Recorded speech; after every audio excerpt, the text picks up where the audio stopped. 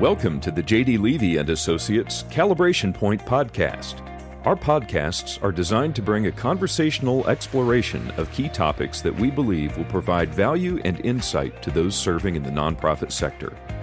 We will highlight new developments in the field, latest research, and things we're learning from our own clients that we can share.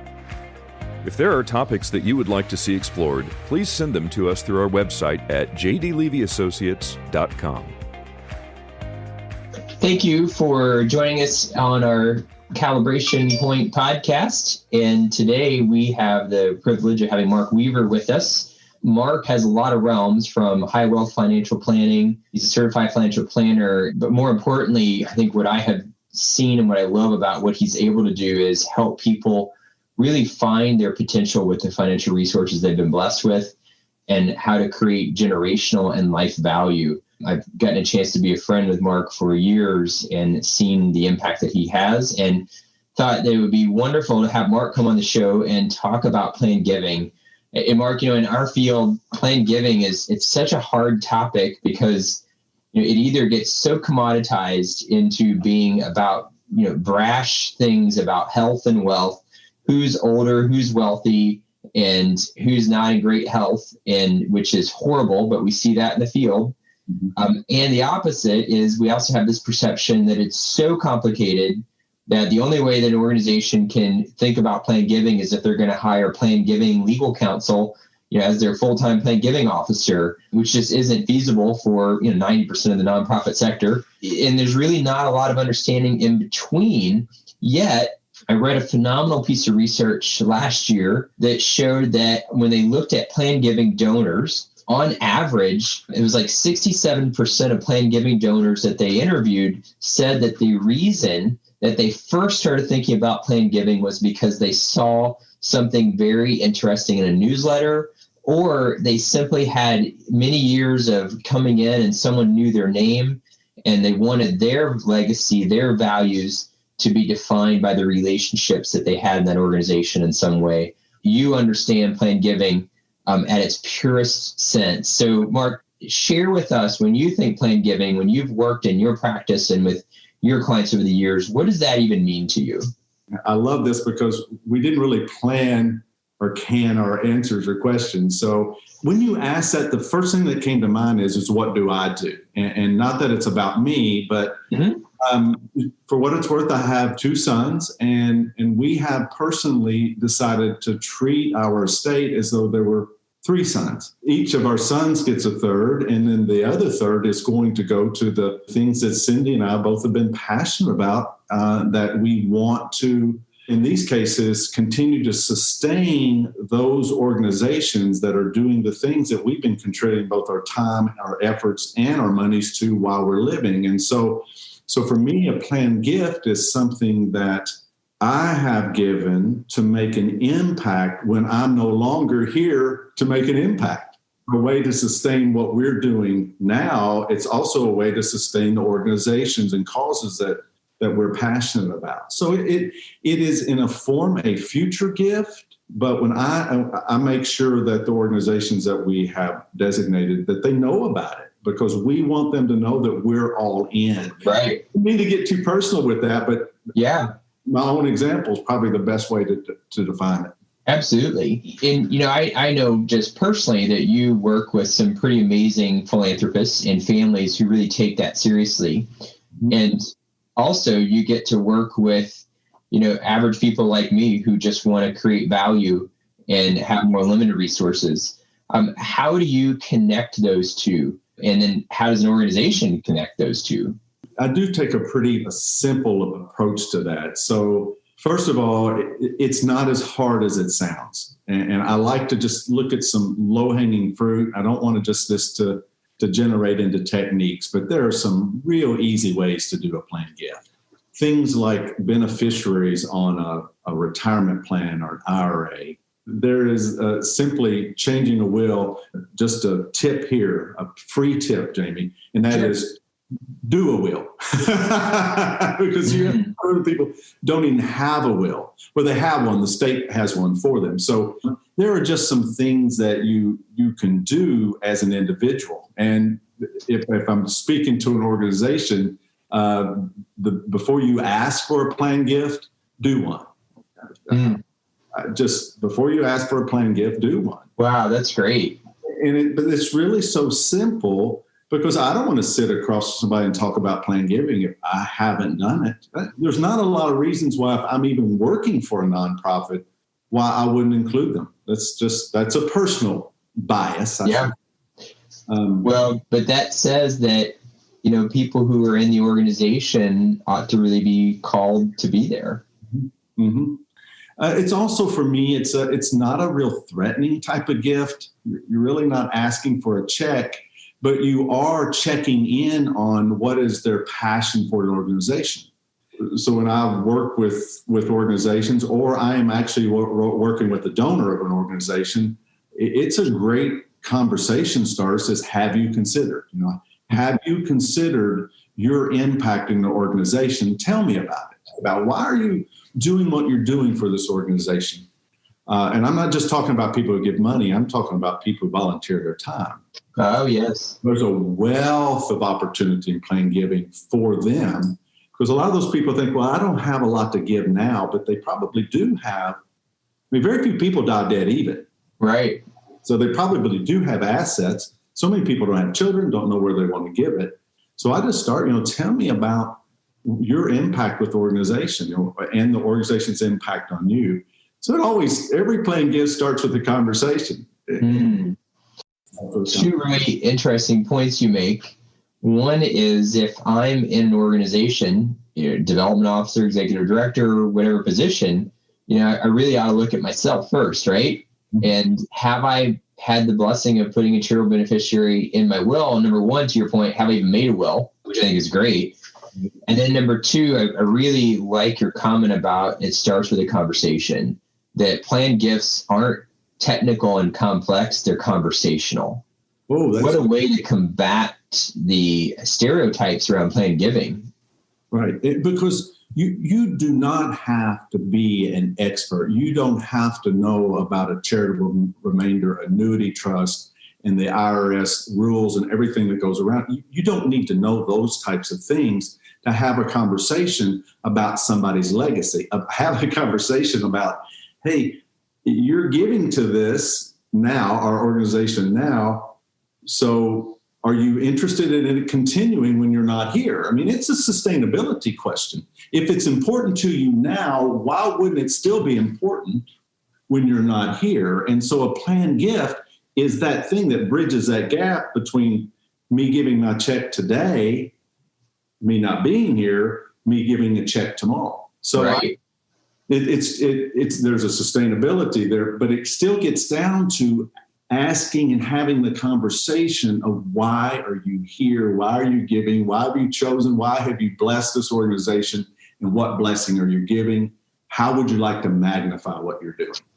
As you know, I use the term a lot when I teach, the idea that we're building life advocates, and life advocates should have, multi-year donor retention. The idea of what does it look like to have a donor who's been with us for 30 years, 40 years, depending on their age. And, probably one of the greatest experiences I have, which is it's where you live, is when I get to interview those donors who are third generation family members to the same cause, not because their matriarch and patriarch generations before mandated they all support it throughout the generation of their family, but because they all fell in love with it and shared those values. That's amazing when you think about from a planned giving perspective. And to your point, Mark, about what does impact look like for you, and how do we simply have a conversation? Yes. So Cindy and I have a donor advised fund. I don't know how many people on this particular podcast are familiar with those. That's where we place money and get a deduction when we do it. You can put appreciated securities in it and sell them tax-free. There's some really neat ways to use it. But here's something that we've done with it. Several years ago, we saw that Christmas was getting out of hand at our house. And so instead of buying more and more gifts, we gave our sons charitable donor forms where they had this much money they could give away. Instead of giving them money, we were giving them the opportunity to join with us as a family in a way. And one of the greatest inoculations for affluenza is generosity. It is training a child or children, or even in my case, adult children, helping them to see the benefit of what does it mean to be a giver. Also, what does it mean when we join together and we make decisions on who we're giving to as a family? So that's still not exactly planned giving, except that there will be money in there when we're not here. Right. When I pass away, our sons will be directing. So, and if planned giving is about understanding in your context how we plan our impact, right, then it's the epitome of what you're doing. You're helping them to plan a life impact. Right. So I just, again, it starts with the conversation. Before you ask for one, do one. Find out, just like we do anytime I think that we're working with donors with our organizations, find out why are they a part of this. You have mentioned, and there's great research on what happens to a development program and specifically a donor's giving relationship after they've made a planned gift that hasn't yet materialized. Can you talk about, for those listening who might say, okay, yeah, we understand that. We have this concern that somehow if I start these conversations now, is this going to impact their current real-time giving to our organization? And one is, yes, it's going to impact it, but maybe not in the way they think. Could you share a little bit about that? Yes, and I'm going to read some statistics here. The average annual gift, so the annual income gift, before a planned gift is $4,210. Post the planned gift, it was $7,381. Wow. Well, part of that, I believe, is having the conversation. Just having the conversation, because a planned gift is more involved, usually on some level. It's like a planned gift to me is, in a way, more of a commitment.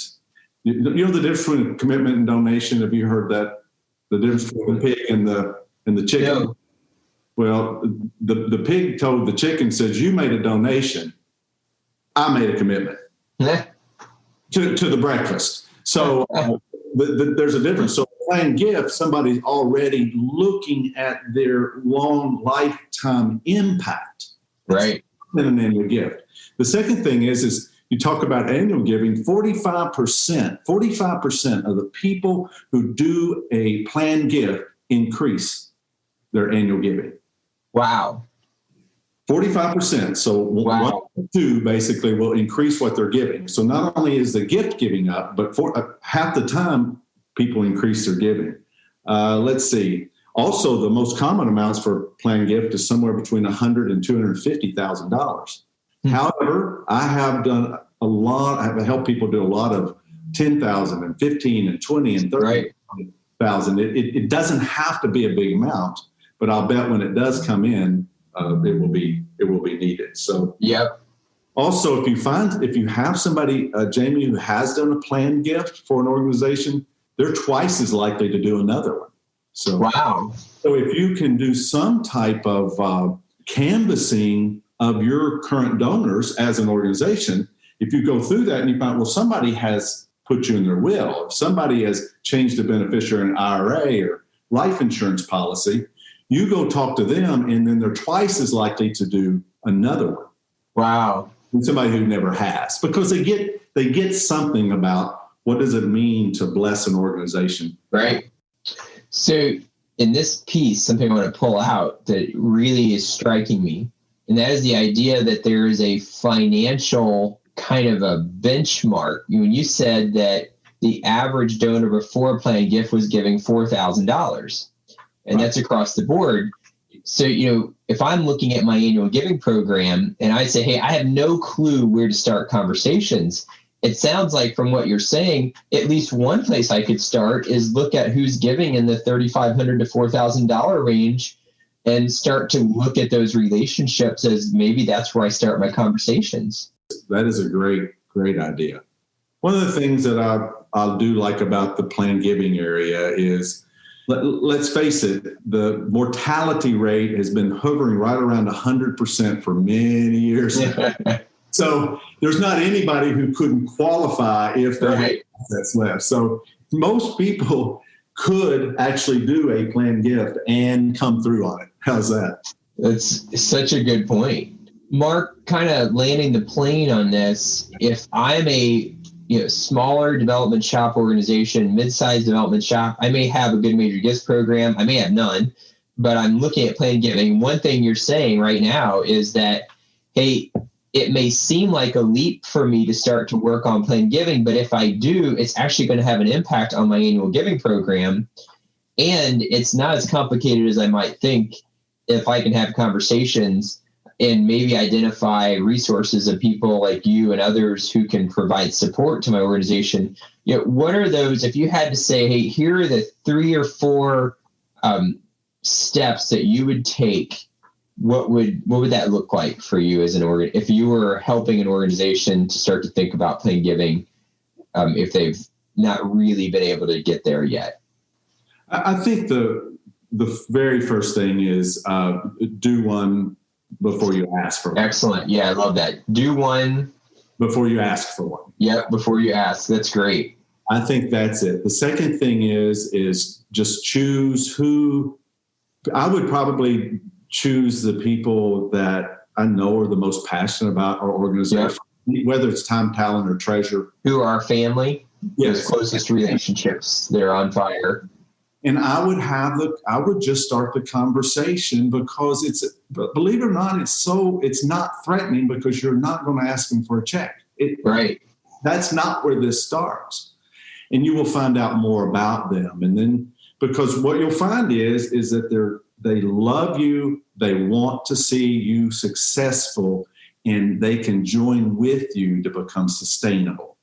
Then the third thing, I think the practical side around it is I would look for resources in my community, whether they be attorneys or financial advisors, or who really get, first of all, generosity. Yep. There's a big reason for that. And then also who have some level of expertise of maybe doing some of these types of things. Because some of it can get complicated. I don't want to scare anybody on the phone, but that's not the planned giving officer's job. Right. The planned gift. They're just to get the people to the table to understand why they want to do what they want to do, but find the right professionals that can help you. That's excellent. And it seems then, to your point, maybe if we put one kind of big banner on this, is that you have to really have a culture that views people as life advocates, life relationships. Yes. Not to fall into the commoditization around fundraising and planned giving, right, where, the donor becomes a checkbook and planned giving is, really minimized to being something that is just transactional as opposed to life giving, as you're talking here. Yeah, I love it, because I think a planned giving conversation really does uncover the people who love you and are committed to you. I just really think it's probably a deeper conversation, because you're talking about legacy, you're talking about their lifetime impact. So I think it's a great conversation to have, especially with the people that love you. I love that. And what a great place to end on. If you're serious about planned giving, be committed to conversations. Yes. Absolutely love it. We can demystify planned giving if we can simply say we're committed to have life conversations with our donors about their impact and why they care. Yes, it's a great conversation to have. Let me add them. Absolutely. Mark, we sure appreciate your time. It's been super insightful. And again, this is it's a topic that can appear so daunting and yet has such fruitfulness and to, kind of our dynamic. It's so life-giving for an organization. And I love the authenticity that you bring into relationships and people sharing value. So thank you for that, Mark. Thank you, Jamie. Thanks for listening to the J.D. Levy & Associates Calibration Point Podcast. If you have comments or ideas for future episodes, please reach out using the contact page on our website, jdlevyassociates.com.